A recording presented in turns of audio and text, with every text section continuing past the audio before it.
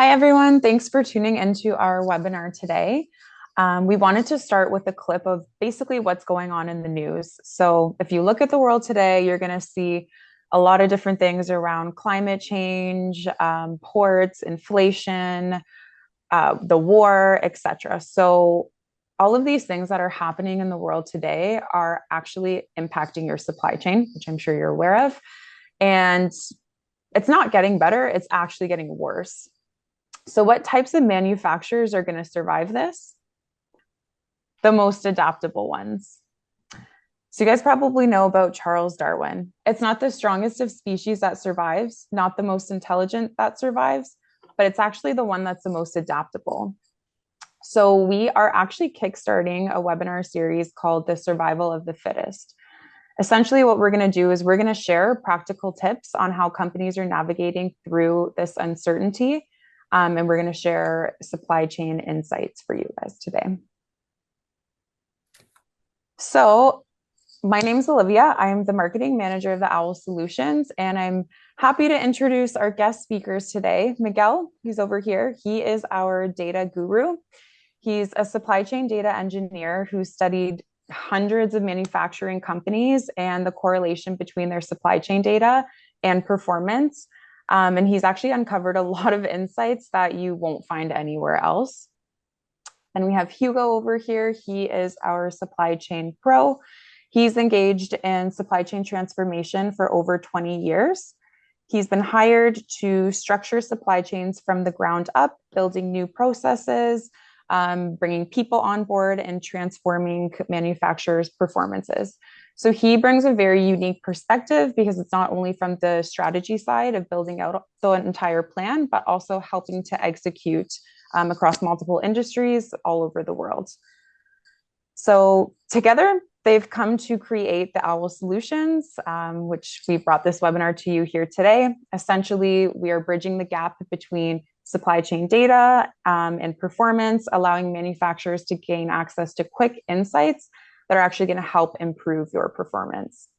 If anyone has any questions, by the way, throughout the webinar, you can use the chat box. You can just ask your question in there. If we're not able to get back to you right away, we'll send you an email responding to your question within 24 hours. So now introducing our topic and kicking off our first episode, 3 must-have manufacturing KPIs. Learn the secrets to building them right. And the reason that we title it this way is because there's a lot of information out there and a lot of expert knowledge that's not necessarily widely available to everyone. So we wanted to give you a lot of practical tips and insights that we've gathered from our calls with customers. And we want to show you what mission critical things you need to be doing to support your supply chain operations. So I will pass it off to Hugo to kick us off. Thank you, Olivia. Thank you for the introduction. And I'm excited to be here today. And at the same time, I'm concerned and I'm worried about what's going on. And as you pointed out, I think the world is facing unprecedented challenges in many angles, in many situations, in many things. And manufacturers are not the exception. Actually, manufacturers are under heavy pressure to deliver in conditions that are more uncertain, more unreliable. And I think things are not getting better, are getting worse. So when you think about the perspective of manufacturing company, so one of the biggest challenges that companies face today is balancing growth and operational efficiency. And that's an increasing challenge for every single manufacturing company that we spoke with out there. So the second challenge is actually a paradox. It's a paradox of the modern world. Today, manufacturing companies have access to more information than ever, more data than ever, but they continue to miss significant efficiency opportunities due to lack of timely insight into their operations. And the third thing is an underperforming supply chain can derail a business, impacting revenue, increasing costs, and affecting cash flows. So the invite here to think differently is we need to find ways to survive. We need to find ways to survive this challenging environment. And the key message that we're going to go through today with this webinar and other webinars we're going to be producing is that we got to make sure that your organization is financially viable. And in order to make it financially viable, you have to gain deeper and faster insight into supply chain performance to make sure that if your supply chain performance operates well, your business is going to operate well. In other words, having access to the right metrics with the right depth at the right time.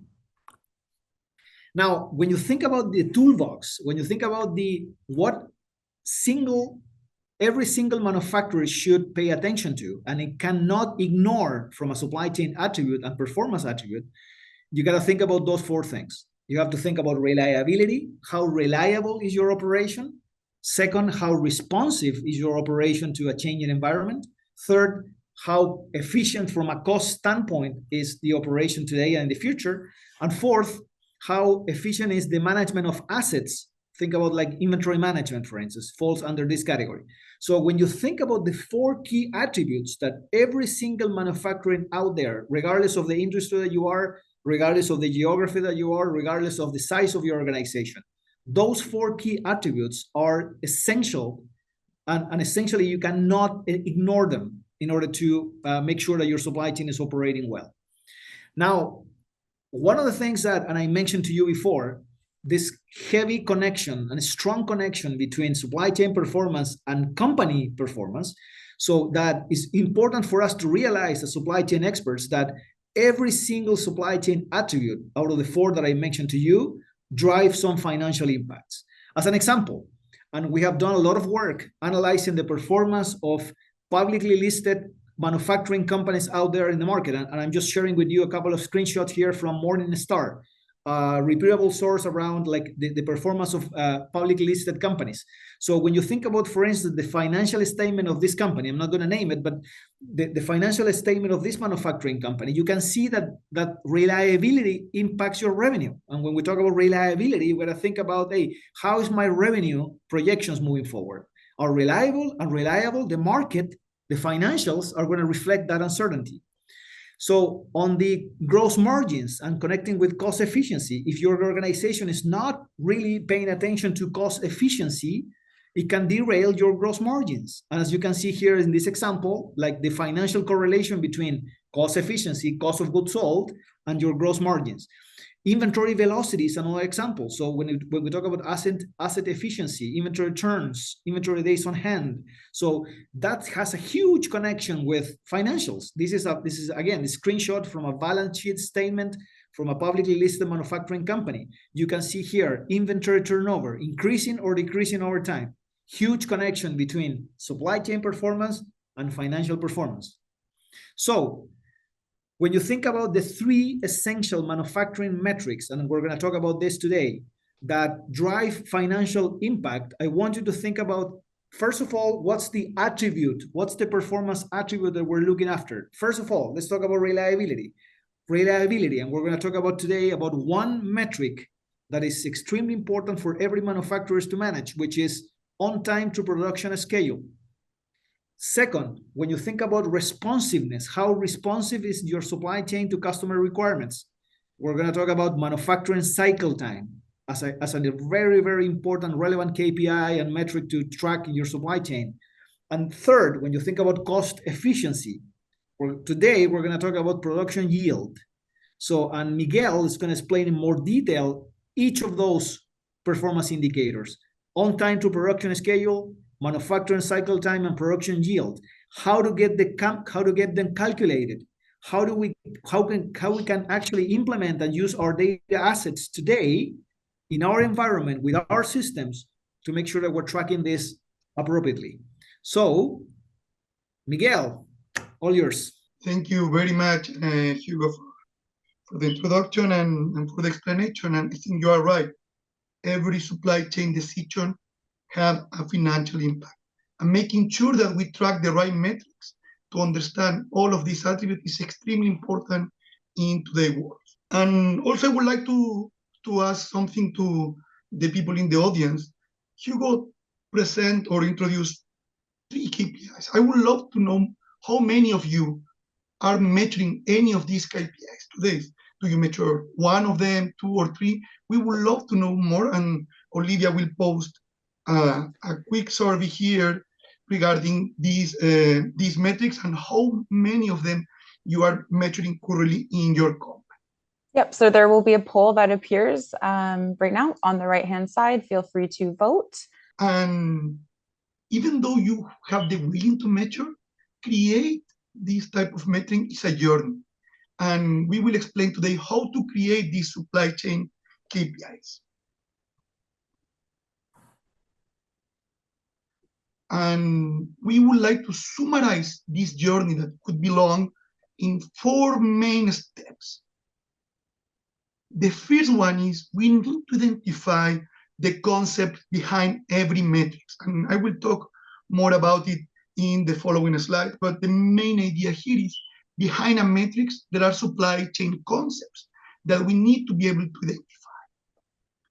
The second one is we need to understand the ontology of terms and concepts that we have in our metrics. And I will explain how to identify which attributes we need to be analyzing on. The third one is when we understand the concepts behind our supply chain metrics, we need to map or find the data. And that is probably the most complicated part on the data journey, because this data could be in multiple places within your system in the company. And I will give some tips and practical advices regarding how to find this information. And finally, when we know the concepts, we know the way to organize our information, and we found the data sources, we need to create a data platform that allow us to calculate these metrics and gather the insights about what could be improving the company. Then I will walk you through these 4 steps with detailed information about how to do each one of them. The first step is identifying supply chain concept behind the metrics. And then here, the first step I would recommend is that we need to know how the metric is calculated. Here, for example, I will give you the formula of how to calculate on-time production schedule. And the way that you calculate this, you have the number of production order lines that they finish on time, and you calculate the proportion compared with the total number of production order lines. This gives us the proportion in terms of how many of the work that you are doing in your manufacturing environment is completed at the time that you are planning. Then the first step, as I mentioned, is knowing the metrics, how the metric gets calculated. The second metric is the manufacturing cycle time, that you could calculate it as the average time taken to complete all the production order lines. And the third KPI is the production yield, that is the total quantity that you produce divided by the total quantity scheduled to be produced. It means the real output divided by what you plan to produce. So what is interesting, Miguel, about this, and I don't know what you think about it, but when you think about points, KPI number 1, 2, and 3. So the first one talks about reliability, right? So how reliable is your operation and your production facility to deliver to the production schedule?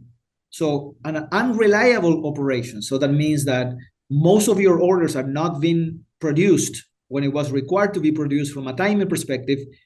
Why that impacts the supply chain? Why producing things late impact your reliability, right? So and it could be quite costly, because sometimes if constantly the manufacturing facility is like finishing orders late, it's gonna mean highly likely higher inventory, right? Because you need to cover against that unreliability. It's gonna mean dissatisfied customers, because maybe you're not gonna be able to ship out product just to comply with customer orders.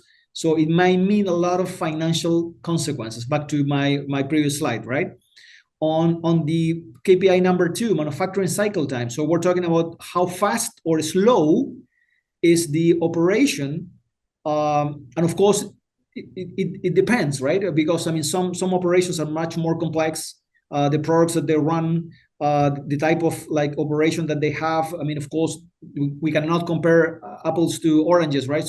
But essentially, the important thing here is to say that the KPI number 2 speaks about how fast your operation can even react to certain changes in the plans. So therefore, if your operation is more responsive and your cycle times are smaller, so essentially you're also impacting your supply chain negatively or positively with higher inventory levels, lower inventory levels, or better customer service if that's the case. And point number 3 around in production yield. This is so important when you think about like a manufacturing company that operates in the food industry, for instance.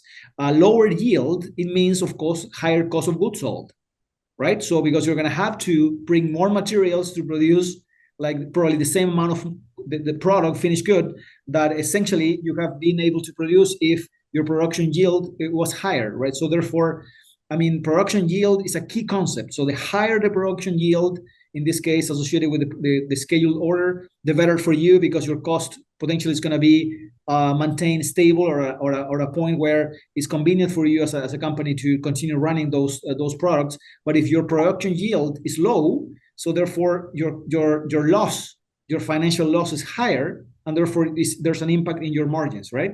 So those how things get connected. So we're trying to connect the supply chain world with the finance world and see how these KPIs impact your books, actually your financial stability, your viability as an organization, right? Go ahead, Miguel. No, thank you for that, Hugo. And I think regardless of the metric that you choose to monitor your operation, the exercise that Hugo did is always one that you should be doing. The metrics that you have as a part of the scorecard for your company, you need to understand the impact that they have in your financial. Every supply chain decision have a financial impact, and doing this mapping between what you monitor for your supply chain and how that connect with your financial is critical to understand how the day-to-day activity that we run in supply chain could help to the survival of the company. Let's continue now with the data perspective of that. But I think as Hugo collaborate there, doing this connection is a must. Now that we have the formula, the mathematical calculation, I put here the first step is identifying the supply chain concept behind the metrics. And when we see the different formulas, we can see that there are some things that they get repeated. We see first one is a production order. And that is a concept that is behind all of these metrics. You could see that for on-time production schedule, we compare a denominator that is above the production orders. For the manufacturing cycle time is the average time of each production order line. And for the production yield is a little bit more implicit, but is the produced quantity that you have in your production orders. As you can see, there is a concept around all of these metrics associated to manufacturing. And for that reason, when we identify that production order is a critical concept for us, we need to understand it better. And a key aspect of this is, what is a production order? And always a good recommendation for this is, we need to understand any aspect of the supply chain in three main categories. Supply chain are all about the flow of information, the flow of cost, and the flow of physical goods. And then for whatever thing that we have, attribute, production order, we always need to identify how the information, the cost, and the physical good are flowing within our supply chain. And for that reason, I think the best way to do this is having a production order. And here I put a old school or old version picture of a production order. And you can see here that normally a production order will tell you a physical flow. It will tell you how much to produce. It will tell you some information flow in terms of what is the expectation of when the order needs to be completed. It will tell you also about the physical flow, because it will tell you which product you need to produce, and even with which type of ingredients need to be. And then for every concept that we have behind a metrics, always try to analyze them in perspective of information, cost, and physical flow. And then here is a physical purchase order. Normally in the old days, people print this and go to the workshop and try to execute this manufacturing. Now, after the 2000, with the adoption of more technology within supply chain and manufacturing, we have a digital version of that. Here I put a screenshot of one of the most famous ERP. This is a screenshot of SAP, where you could see similar information, but from the digital perspective. You could see the products, as you can see here at the top, also the quantity that you need to produce, and the different days that the product needs to be completed. You can see that the physical way that we did things in the past regarding having a printed purchase a production order, now we have a digital version. And that is a key aspect. Why? Because if it exists digitally, it means you could retrieve this information. This information exists in a database, in a system where you could go and retrieve the data that's here. And that is the reason why it's important to understand the concept. We have a mathematical formula that gives us the calculation of the KPI. We retrieve the concept, and with the concept, we try to find that in our operation and in the digital version of that. And if we are able to find it, it means we could retrieve the data. When we find the data, now we can move to the second aspect of our process, that is understanding the supply chain ontology. When we find the supply chain data, for example, here, production orders, and we have the quantity to be produced, quantity completed, schedule date, completion date, you will be able to calculate your KPI. And that is a good first starting point. But it will not be able to give you the insight that you need to survive in this world. Why? Because Hugo mentioned an important sentence before, that we need to measure KPIs, the right KPIs, but in the right depth and in the right time. And for that reason, we need to find ways to organize this data based on attributes, data attributes. And that is what we call supply chain ontology. Why? Because if I have the total KPI, imagine that our on-time production schedule is 70%. Does it mean that it's 70% across all the products, across all the warehouse, all facilities, every month? No, that is an average description of your KPI. But if you would like to have this information in a more granular level, you need to organize it based on other concepts. And here, for example, key perspective that you should be able to do. You should be able to organize your KPI by products. You need to be able to calculate your on-time production schedule and all the other metrics that we gave you by product. Aggregate metric will not give you insights. It will give you if you have fever or you are sick, but it will not tell you the real cause, or it will not point you in the right direction. Another attribute that you need to have in your ontology of concept is calendar. We shouldn't be able to measure this once a quarter or every semester. We should measure this as frequent as daily, that if there is a problem in the production, what happened yesterday in the workshop, you need to know that now. And then having the KPI aggregated by day, by week, by month, quarter, are other perspectives that you need to have. Another concept that you have is workstation or machine. This production order normally use other equipment to be executed. And if there is a problem in the KPI that the process is getting delayed, you need to know which machine, which workstation. And the same apply, for example, for warehouse or location, or if you are a multi-facility company, which plant.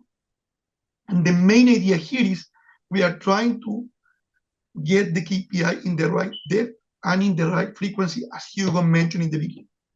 Average KPI will not help you to identify where the inefficiencies are happening. So I have a question for you here, or a comment or a question. So I think it's a very important concept. So because when people listen about supply chain ontology, it sounds like a very philosophical term, right? It sounds like a very high level term. I mean, it may sound fancy or whatever, but so in practical terms, what you're trying to say here is that the ontology is what actually enables the organization to see things like trends, because when you start looking at timing, calendar, you can start trending things. You can see where things are going up, going down. Critical, right? So this is more like a movie rather than a picture and a photo, right? So it's dynamic. So trends, being able to identify specific insights for specific products, for specific locations, for specific plans. So it doesn't mean, so back to the original point, right metrics, right depth, right time. So the ontology is what essentially, using my words, is what enables that structure, right? So that idea of right metrics, right depth, right time, the trending, and being able to understand it much deeply, right? So is that right? You mentioned it right, Hugo. That is the enabler.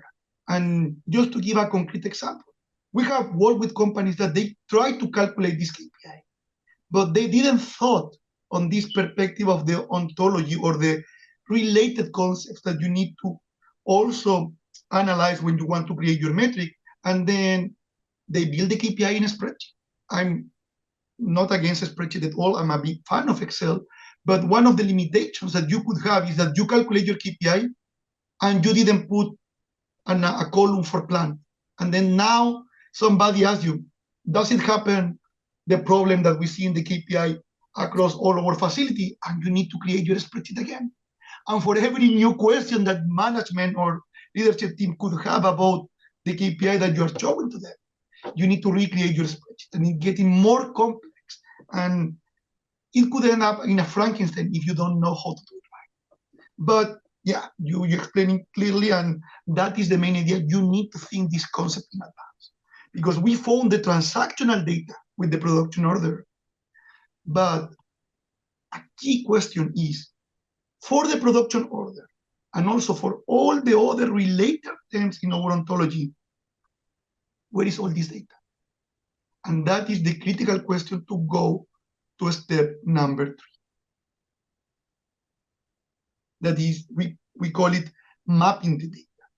And mapping the data need to be divided in 2 steps. The first one is identifying the systems. And I put systems because it could be more than one. And that is critical. You need to list them all. The first one, and the most classical that most of the companies will have, is an ERP. But we have found cases with companies that they have more than one ERP. Why? Because merchant acquisition, legacy systems, and they could have more than one system. And you need to know all of them to identify if the data that we identify in the ontology exists on each one of them. That's sorry to interrupt. Second type of system. Yes, sorry to interrupt there. I think that's a very good example. So you mentioned, let's say, for instance, one manufacturing organization that has been acquiring other companies and growing inorganically, and therefore they ended up acquiring the smaller organizations and integrating those organizations. A typical scenario could be that all of those organizations had different ERPs, and the organization, yes. the umbrella ended up with like 3 or 4 or 5 different ERPs, and now you got the manufacturing director trying to figure out like data from all of those different systems, right? So that's one scenario.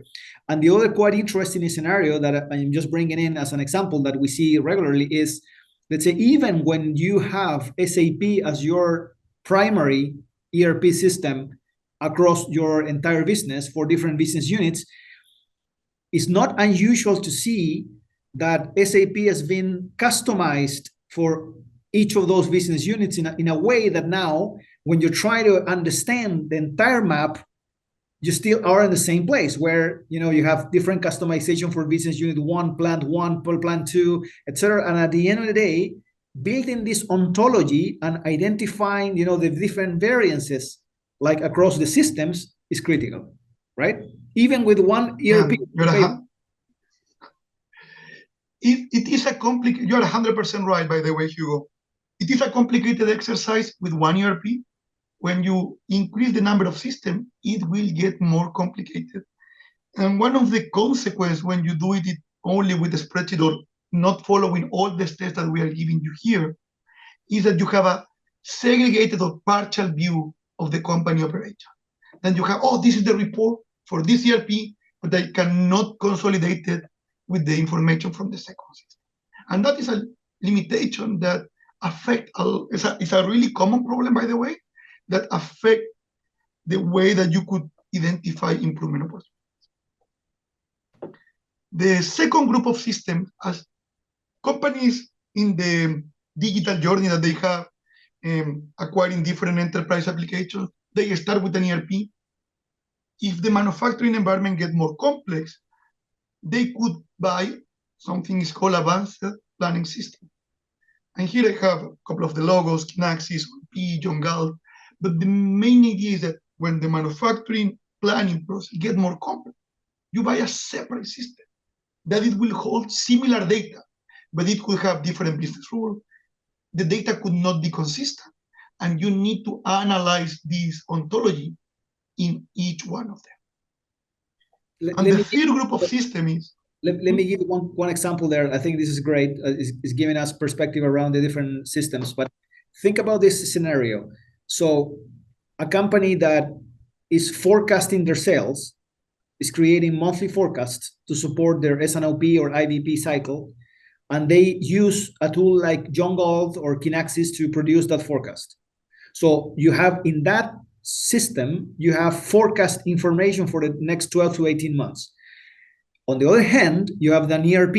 Let's just use SAP as an example. So you may have SAP that stores your actual orders, right? So actual orders or shipments.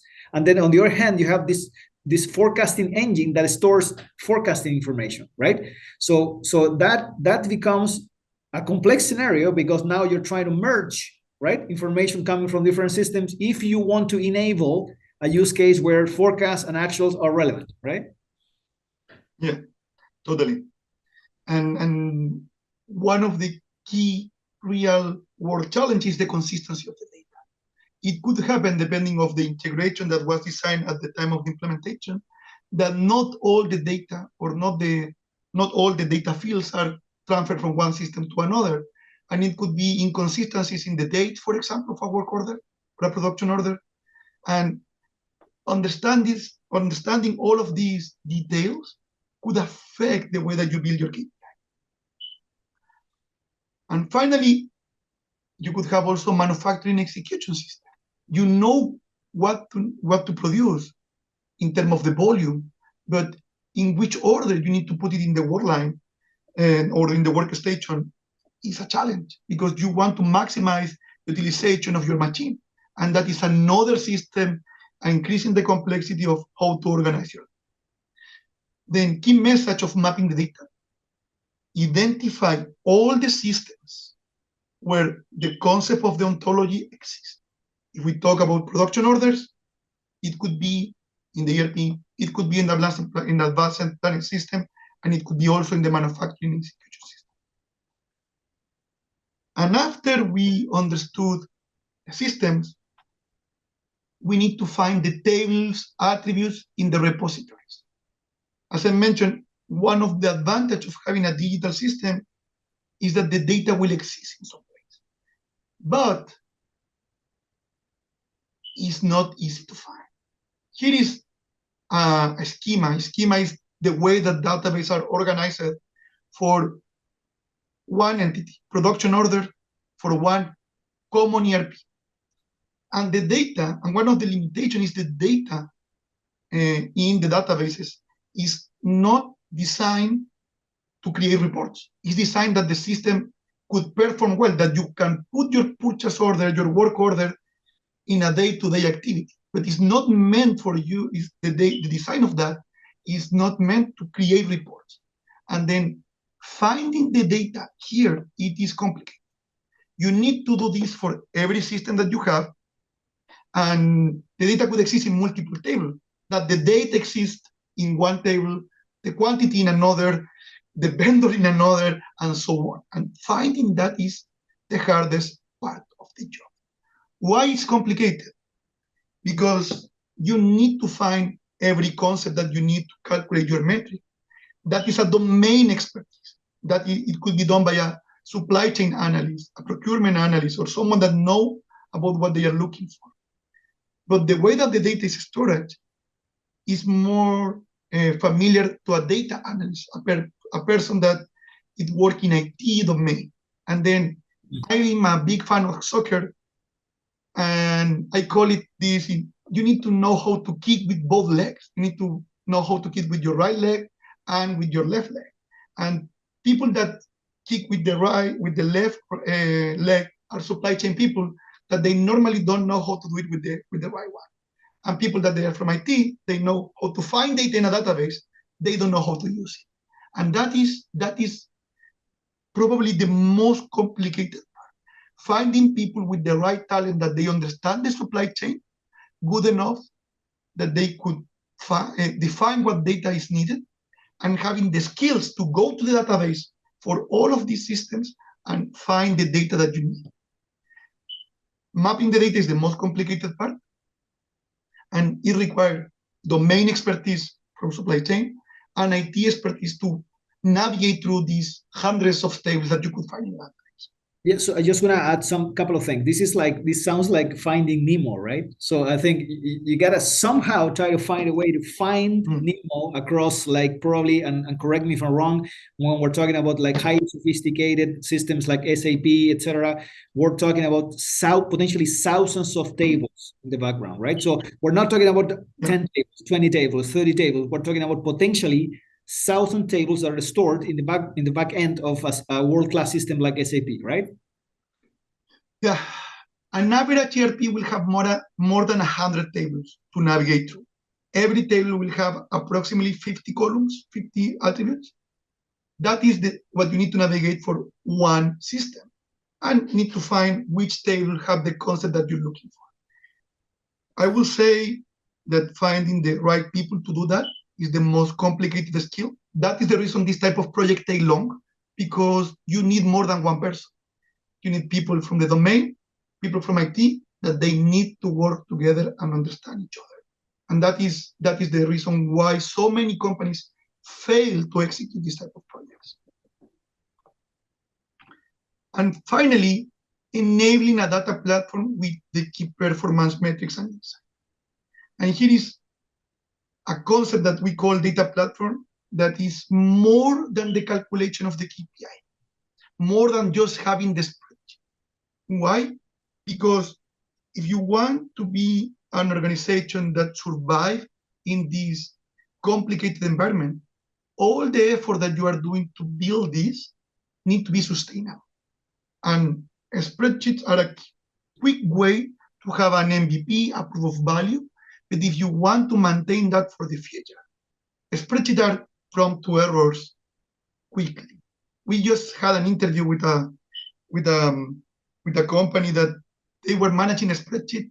The spreadsheet had an error, and it cost them more than $10 million of misestimation of their forecast. And then when you want to build this type of KPIs, you want to make sure that it's reliable in the way that it calculates and in the way that they grow. Spreadsheets are a good way to start, but they are limited in the potential to scale, and they rely on people. And with the high employee turnover that we are having more and more in this domain, if the person that created the spreadsheet departs from your company, believe me, you will have a hard time trying to recreate the KPI. For that reason, we call this step creating a data platform. That is the concept that we use to describe this system that enables you to calculate this KPI right. It helps you to evolve as your organization grow and avoid the most common mistakes that you could have in your company creating this type of information in Excel. And then people could tell you, oh, we could do a Power BI report, Tableau report. And for sure it's an improvement, but they still have their own challenges.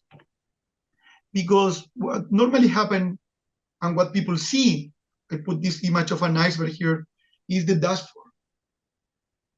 The nice interactive part of what you are building. But as I mentioned before, the last part is create the visualization. The key aspects are knowing what you need to measure, understanding the concepts that you need to calculate that metric, and finding the data. And all that effort is hidden. You can see here, understanding the data, where that data lives, how do I map this data, how can I integrate all of this system. All of this effort is hidden.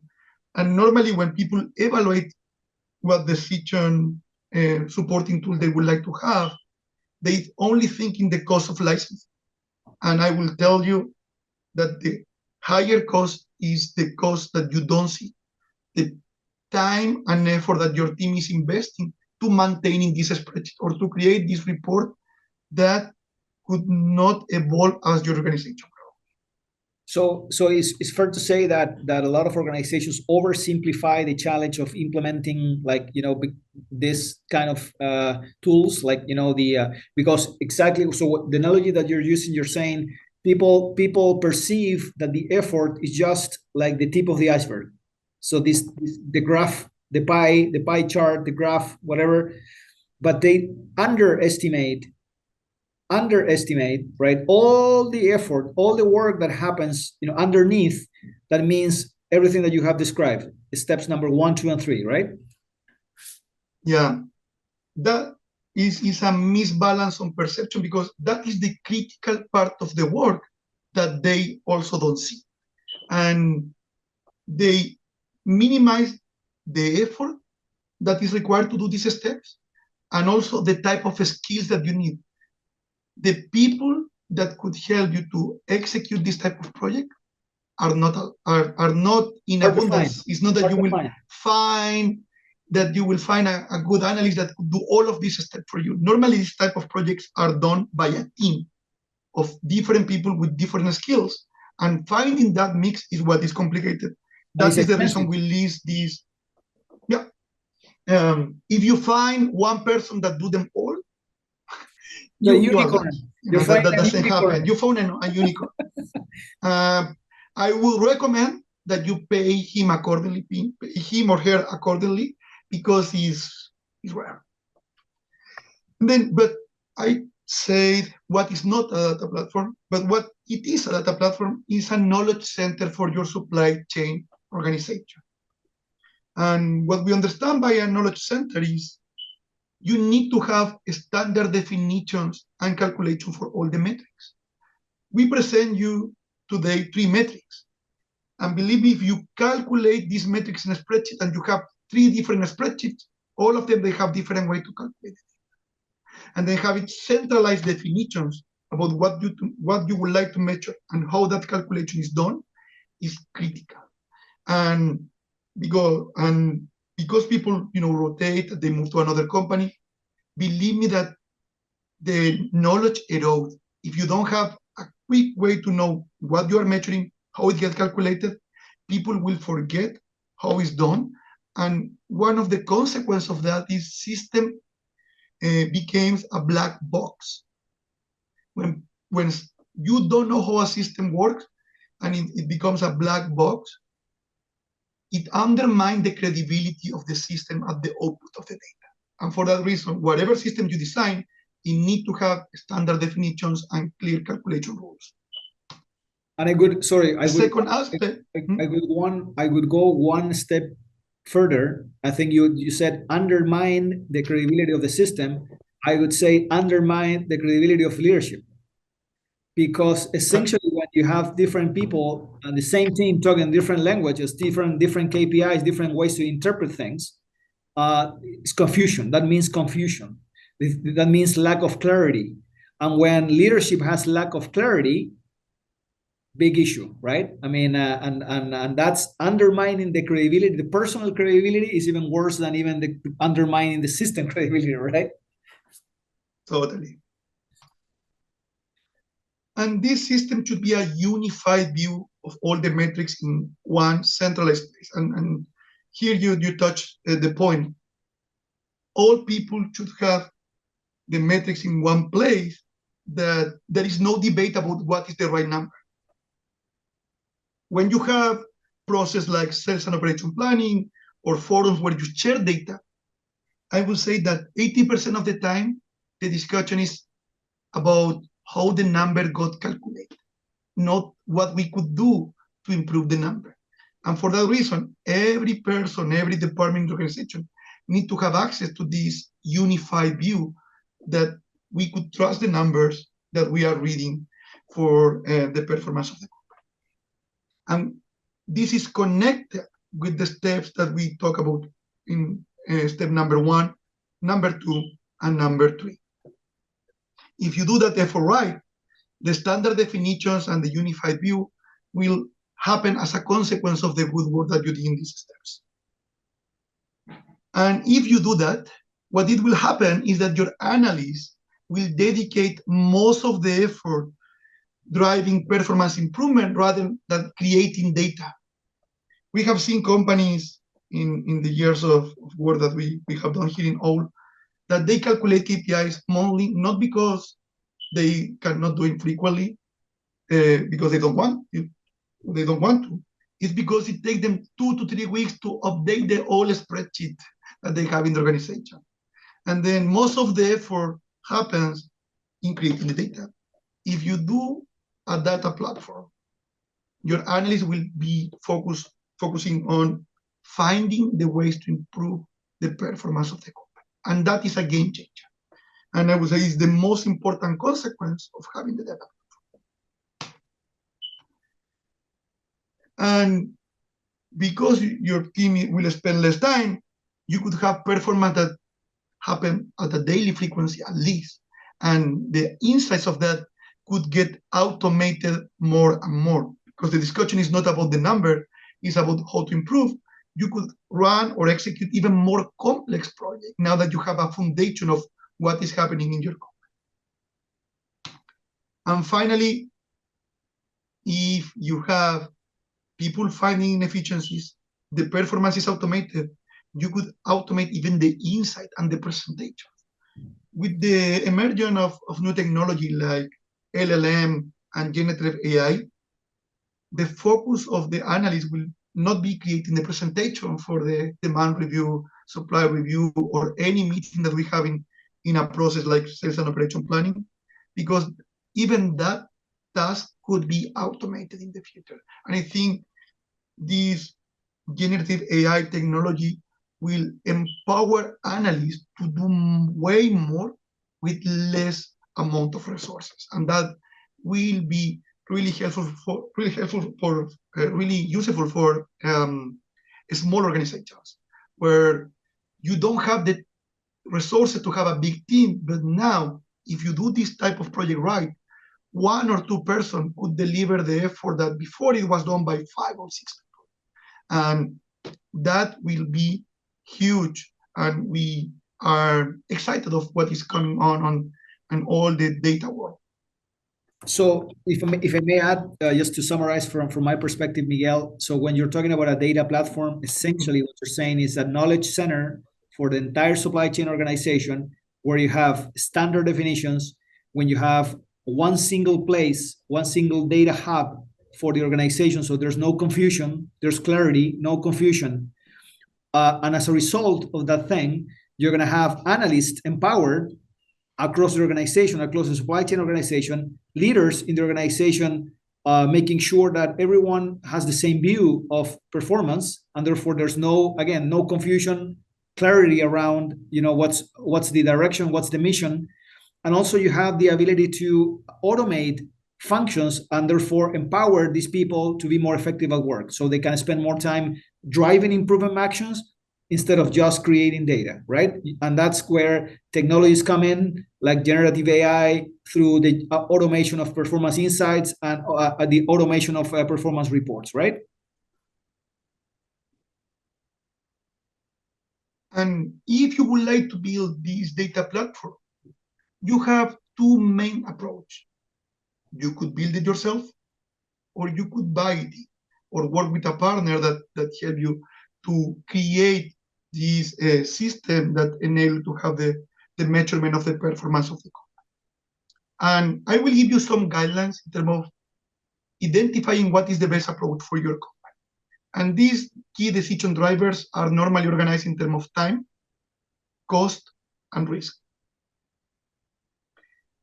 if we think in terms of time, for the build perspective, as I mentioned in the steps 1, 2, and 3, that is a slow process. You need to do all of these activities of defining the KPI. We give you the KPI. We are helping you to expedite that process. But if you don't know what to measure, even defining the KPI within your organization could take time, and these type of deployments could take months or even years to be fully completed. If you buy a software, normally most of the softwares have pre-built solutions that they could be implemented quickly with minimal configuration. And then faster time to value is one of the advantages of the buy approach. When you think in the cost, one of the message I always give to different companies is that cost is not only the cost of the license. If you think in Excel, Excel is free or include with your Microsoft 365 subscription. If you think in Power BI, it's also free in some tiers of how you use the software. But that is not the most relevant cost. It's the cost of the people to build the system. And as I mentioned before, you need a team with different skills, supply chain domain expertise, IT expertise. The IT expertise is also divided in multiple type of skills. You need people that they are good with the design of the information, how to present it to leadership, to analysts. You need good people in the extract, transform, and load, ETL. That is an acronym that people in the business intelligence and IT world used to describe the process of moving data from one system to another. And because you have a lot of system and a lot of data, you need people with that type of skills. And then the cost of the team that help you to create this could be really expensive. In comparison, buy solution could have lower initial cost because you will be paying probably a monthly fee or a licensing fee that reduce the upfront expenses of hiring a team. And finally, the risk perspective, build, as I mentioned, is a complex process. You need to identify concepts, ontologies, mapping the data, and that you have a risk of failure. We have worked with companies that they say, I will build it myself, and they came back a year later telling us all the effort they invest with no concrete results in terms of having a performance management system. And also, because this is highly specialized skills, and you have inventory turnover, people could leave, and you lose all the investment in the training that you have done for these people. And that, as I mentioned, is a key factor that the system could become a black box and undermine the credibility of the data and also of the process. And finally, in terms of the risk, easier scalability. If you want to adopt a new metrics, you will have pre-built connection, lower initial cost, and you could have value faster. But as I mentioned, everything could have a risk. You need to engage with the right partner. There are a lot of companies that do intelligent work, business intelligence, but here is a key aspect that you need to assess is they need to be experts in supply chain. They need to understand the peculiarities of the supply chain data. And for that reason, having the right partner is a critical aspect of the decision of buy. That will summarize the key decision drivers that you need to analyze regarding the creation of your data platform. And to summarize the topic of building this type of KPIs, you have 4 steps: identifying the concepts, identifying your ontology, mapping the data, and finally creating the data platform. The visualization of the data is the last part, making sure that you know what to measure and where to find the data is the critical success factor of this type of project.